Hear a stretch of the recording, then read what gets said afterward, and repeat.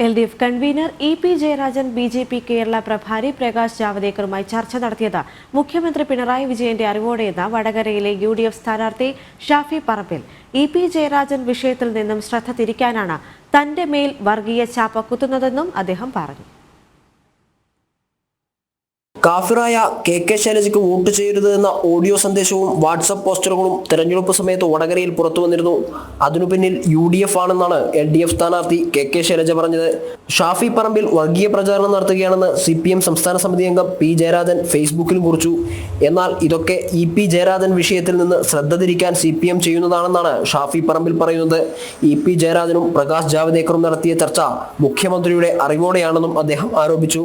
EP. Jayarajan ജാവേദ്കറുമായി കൂടിക്കാഴ്ച നടത്തിയത് ഇ.പിയുടെ കാര്യം പറയാനാണെന്ന് ഞങ്ങൾ വിശ്വസിക്കുന്നില്ല. മുഖ്യമന്ത്രിയുടെ അറിവും സമ്മതവും ഇല്ലാതെ ഇ.പിയെ പോലെ ഒരാൾക്ക് BJP പ്രഭാരിയുമായിട്ട് കൂടിക്കാഴ്ച നടത്താൻ പറ്റില്ല, കഴിയില്ല, അത് സാധിക്കില്ല. തലയിൽ മുണ്ടിട്ടാണ് കേരളത്തിൻ്റെ മുഖ്യമന്ത്രിയും CPM-ഉം കേരളത്തിലെ ജനങ്ങളുടെ മുമ്പിൽ നിൽക്കുന്നത്.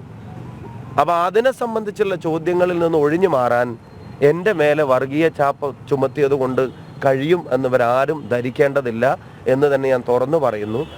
തുടക്കം മുതൽ വടകരയിലെ തെരഞ്ഞെടുപ്പ് രംഗം സംസ്ഥാന വ്യാപകമായി ചർച്ച ചെയ്യപ്പെട്ടിരുന്നു.